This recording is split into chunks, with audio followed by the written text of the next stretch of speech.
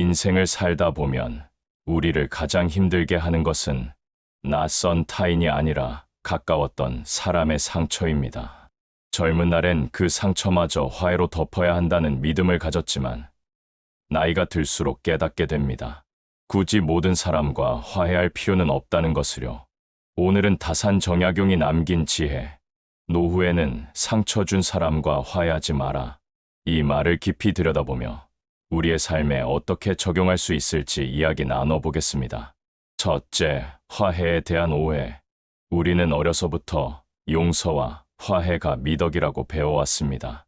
학교에서도, 가정에서도, 종교에서도 너그러워야 한다. 마음을 열어야 한다. 다 이해해야 한다는 말을 수도 없이 들었지요. 그래서 누군가에게 상처를 받았을 때 끝까지 참아내고 나를 굽히고 관계를 이어가는 것이 성숙한 어른의 모습이라고 믿었습니다. 하지만 정약용은 달랐습니다. 그는 인생의 쓰라린 경험 끝에 그 믿음이 착각이라는 사실을 깨달았습니다. 유배지의 외로운 시간 속에서 그는 가까웠던 벗에게도 배신을 당하고 권력자들의 모함으로 스승과 동료가 등을 돌리는 모습을 보았습니다. 처음에는 그 역시도 화해를 꿈꾸었을지 모릅니다. 언젠가 진심이 전해지겠지. 언젠가 내 억울함을 알아주겠지. 하지만 현실은 달랐습니다. 기다림은 끝없는 실망으로 이어졌고 억지로 손 내민 화해는 더 깊은 상처가 되어 돌아왔습니다. 그는 그제서야 깨달았습니다. 모든 관계가 화해할 가치가 있는 것은 아니라는 것을, 모든 사람이 진심으로 바뀌는 것은 아니라는 것을. 정약용은 이렇게 말했습니다. 편지를 쓸 때 원수가 읽어도 부끄럽지 않아야 한다. 수백 년 후 안목 있는 사람들이 읽어도 조롱받지 않아야 한다. 여기에는 중요한 통찰이 숨어 있습니다. 그는 원수를 향해 애써 마음을 얻으려 하지 않았습니다. 억지로 사과를 받아내려 하지도 않았습니다. 그저 스스로의 양심에 떳떳하고 시간이 흘러도 당당할 수 있는 삶을 살고자 했던 것입니다. 그렇다면 왜였을까요? 왜 그는 노년에 이르러 상처 준 사람과 화해하지 말라는 결론에 도달했을까요? 그 이유는 단순한 감정의 문제가 아니었습니다. 그의 삶 전체에서 우러나온 깊은 성찰과 경험의 결과였습니다. 둘째, 본성은 바뀌지 않는다. 정약용은 인간의 본성이 쉽게 바뀌지 않는다는 사실을 누구보다 잘 알았습니다. 그는 관직에 있을 때 수많은 사람을 보았습니다. 겉으로는 공손히 인사하며 충성을 다짐하던 자가 뒤돌아서면 질투와 모함으로 칼날을 들이대곤 했습니다. 질투하는 사람은 끝내 질투합니다. 시기하는 사람은 끝내 시기합니다. 한번 당신을 배신한 사람은 기회만 주어진다면 또다시 배신할 가능성이 높습니다. 우리는 종종 희망을 품습니다. 이번에는 다를 거야. 세월이 그를 바꿨을 거야. 나이를 먹었으니 이제는 달라졌겠지. 하지만 세월은 머리카락을 희게 만들지언정 그 사람의 마음속 질투와 욕망까지 바꾸지는 않습니다. 정약용이 유배지에서 만난 이들 중에도 처음에는 선한 척 다가와 위로를 건네던 이가 있었습니다. 하지만 시간이 지나자 그 진심이 아님이 드러났습니다. 그들의 말은 위로가 아니라 소문이 되어 흩어졌고 가까워질수록 상처는 더 깊어졌습니다. 그는 그제서야 분명히 깨달았습니다. 화해는 새로운 시작이 아니라 과거의 상처를 되풀이하는 것일 수 있다. 여기서 중요한 통찰이 나옵니다. 사람의 본성이 바뀌지 않는다는 것을 알면서도 억지로 관계를 이어가려는 건 자기 자신에게 또 다른 상처를 허락하는 일입니다. 정약용은 그래서 상처 준 사람에게 굳이 손 내밀지 않았습니다. 그는 사람을 고치려 하지 않았고 대신 스스로의 마음을 다스리는 데 힘을 쏟았습니다. 결국 그는 이렇게 말하는 듯합니다. 상대가 바뀌길 기다리지 말라. 스스로 변해야 할 것은 나 자신이다. 셋째, 헛된 기대를 버려야 한다. 정약용은 이렇게 말했습니다. 마음속으로 남의 은혜를 받고자 하는 생각을 버린다면 저절로 마음이 편안해진다. 이 말은 단순한 겸손이 아니라 삶의 고통을 줄이는 지혜였습니다. 화해를 시도한다는 것은 사실 상대에게서 무언가를 기대하는 마음에서 출발합니다. 그들의 인정, 그들의 사과, 존중, 혹은 예전처럼 따뜻했던 관계 회복, 우리는 그 가능성을 붙잡고 싶어 합니다. 하지만 그 기대는 대부분 배신으로 끝납니다. 한때 나를 모함했던 사람이, 한때 나를 이용했던 사람이, 과연 어느 날 갑자기 나의 진심을 알아줄까요? 오히려 화해의 손길을 내밀었을 때, 그들은 그것을 다시 약점으로 삼아 더 큰 상처를 남기기도 합니다. 결국 화해는 새로운 시작이 아니라 또다시 실망과 아픔을 불러오는 반복의 고리일 뿐입니다. 정약용은 유배지에서 이 사실을 뼈저리게 경험했습니다. 한때는 벗이라 믿었던 이들이 위기 앞에서 가장 먼저 등을 돌리고 다시 가까워지려 하면 또다시 모진 말로 마음을 찔렀습니다. 그는 그제서야 깨달았습니다. 기대하지 않는 것만이 나를 지키는 길이다. 현대적인 비유로 말하자면 이렇습니다. 마치 말라버린 샘터에서 물을 기르려 애쓰는 것과 같습니다. 아무리 두레박을 내려도 그곳에서는 단 한 방울도 나오지 않습니다. 우리가 해야 할 일은 그 마른 샘터에 집착하는 것이 아니라 새로운 물줄기를 찾아 떠나는 것입니다. 정약용의 가르침은 명확합니다. 헛된 기대를 버릴 때 비로소 마음은 자유로워지고 새로운 길을 걸을 힘이 생깁니다. 넷째, 시간과 에너지는 유한하다. 젊었을 때는 시간이 무한히 있는 것 같았습니다. 밤을 새워도 끄떡없고 수십 명의 사람들과도 어울릴 수 있었지요. 모든 사람과 잘 지내고 모든 관계를 챙길 수 있을 거라 믿었습니다. 하지만 세월이 흐르고 나이가 들수록 뼈저리게 깨닫게 됩니다. 우리의 시간은 유한하고 몸과 마음의 에너지도 점점 줄어든다는 사실을요. 정약용도 유배지에서 이를 깊이 느꼈습니다. 한때는 수많은 법과 학문을 나누고 토론하며 밤을 지새웠지만 늙어가면서는 그 힘을 더 이상 쓸 수 없다는 걸 알았습니다. 그래서 그는 선택했습니다. 그 한정된 에너지를 끝내 자신을 배신한 사람들에게 쓰지 않기로, 대신 스스로의 학문과 글, 그리고 자신을 진심으로 아껴주는 가족에게 쏟아부었습니다. 그렇다면 우리도 물어야 합니다. 그 소중한 자원을 어디에 써야 할까요? 내 마음을 존중해주는 사람, 내 곁에서 나를 사랑해주는 사람, 함께 있을 때 오히려 마음이 치유되는 사람에게 써야 하지 않을까요? 상처 준 사람을 붙잡고 억지로 관계를 이어가는 건 마치 바람 빠진 풍선을 끝없이 불어넣으려 애쓰는 것과 같습니다. 아무리 노력해도 남는 건 허무와 피로뿐입니다.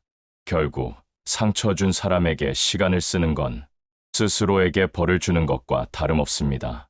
정약용은 그 사실을 깨닫고 남은 생을 자신을 성장시키는 데에만 집중했습니다. 그는 마치 이렇게 말하는 듯합니다. 시간과 에너지는 흩뿌려 쓰기엔 너무 귀하다. 사랑하는 이들에게, 그리고 나 자신에게만 쓰라. 다섯째, 화해와 평화는 다르다. 많은 사람들이 착각합니다. 겉으로만 웃으며 지내는 것이 곧 평화라고 말이지요. 하지만 그것은 진짜 평화가 아닙니다. 그것은 마치 폭발 직전의 화산 위에 앉아 있는 것과 같습니다. 겉보기엔 고요하지만 그 속은 뜨겁게 끓고 있지요. 언제든 다시 폭발할 수 있는 불안한 상태일 뿐입니다. 정약용은 이 사실을 너무도 잘 알고 있었습니다. 그는 사람들과 억지로 화해하려 들지 않았습니다. 억지로 미소를 지으며 관계를 이어간다 해도 그 속에서 마음은 여전히 흔들리고 상처는 아물지 않기 때문입니다. 진정한 평화란 상대의 사과나 인정이 없어도 흔들리지 않는 내면의 고요에서 비롯됩니다.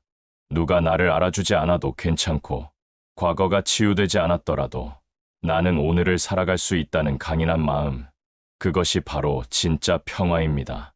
현대적으로 비유하자면 이렇습니다. 겉으로 화해만 하는 건 금이 간 그릇을 억지로 본드로 붙여놓은 것과 같습니다. 언제든 작은 충격에도 산산이 깨져버릴 수 있습니다. 반면 내면의 평화는 새로운 단단한 그릇을 빚어내는 일입니다. 외부의 충격에도 쉽게 깨지지 않는 나만의 힘을 가지는 것이지요.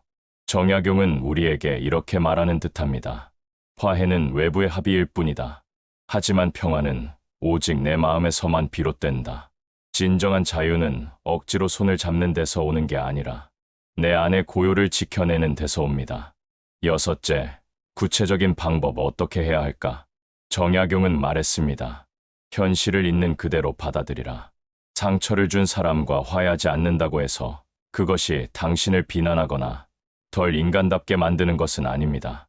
단지 모든 관계가 회복될 수 있다는 순진한 기대에서 벗어나라는 뜻입니다. 우리가 흔히 빠지는 함정이 있습니다. 이번에는 다를 거야. 이번에는 사과할 거야. 하지만 정약용은 유배지에서 깨달았습니다. 사람은 쉽게 바뀌지 않습니다. 배신을 한 사람은 또다시 상처를 줄 가능성이 높고, 화를 쉽게 내는 사람은 쉽게 화를 낼 것입니다. 그렇다면 우리는 어떻게 해야 할까요? 첫 번째, 명확한 경계를 세우는 것입니다. 그들이 다시 다가온다고 해서 감정적으로 휘둘릴 필요는 없습니다. 적절한 거리를 유지하며 그들이 당신의 평화를 위협하지 못하도록 하세요.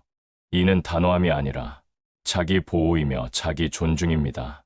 두 번째, 시간과 에너지를 가치 있는 곳에 투자하세요. 진심으로 나를 아끼고 사랑하는 사람들에게 집중하는 것입니다. 가족, 오래된 친구, 혹은 최근에 만나 좋은 관계를 쌓고 있는 사람들, 그들과의 대화에 더 깊이 몰입하고 감정을 나누고 함께하는 순간을 즐기세요. 현대적으로 비유하자면 당신의 시간과 에너지는 한정된 자원입니다. 상처를 준 사람에게 쏟는 것은 마치 구멍난 양동이에 물을 붓는 것과 같습니다. 그 물은 빠져나가고 아무런 성과도 남지 않지요. 반면 믿고 의지할 수 있는 사람들에게 쏟는다면 그 물은 점점 더 깊은 우물을 만들고 삶의 풍요를 더해줍니다. 정약용은 단순히 화해를 거부하는 것이 아니라 자신의 삶을 풍요롭게 만들고 의미 있는 관계를 선택하는 지혜를 보여주었습니다. 상처 준 사람을 원망하는 대신 당신 자신과 소중한 사람들에게 마음을 쏟는 것, 그것이 진정한 자유이자 행복으로 가는 길입니다. 일곱째, 자기 자신과의 화해. 정약용은 무엇보다도 자기 자신과의 화해를 강조했습니다. 그는 말했습니다. 과거의 나를 탓하지 말라. 그때의 선택을 받아들이라. 우리는 흔히 자신을 너무 몰아붙입니다. 왜 그때 그렇게 하지 못했을까? 왜 더 똑똑하게 대처하지 못했을까? 하지만 정약용은 말합니다. 그때 우리는 최선을 다했으며 그 선택이 곧 나 자신입니다. 너무 순진했던 자신, 너무 믿음이 많았던 자신, 때로는 잘못 판단했던 자신까지도 포용해야 합니다. 그 모든 경험이 지금의 당신을 만든 자양분입니다. 상처를 준 사람과 화해하지 못했다고 해서 당신의 인생이 불완전한 것이 아닙니다. 오히려 자기 자신과 화해할 때 비로소 인생은 온전해집니다. 자기 자신과 화해하는 과정은 단순히 과거를 용서하는 것이 아닙니다. 그것은 현재의 나를 존중하고 앞으로의 삶을 더 자유롭고 의미 있게 만드는 길입니다.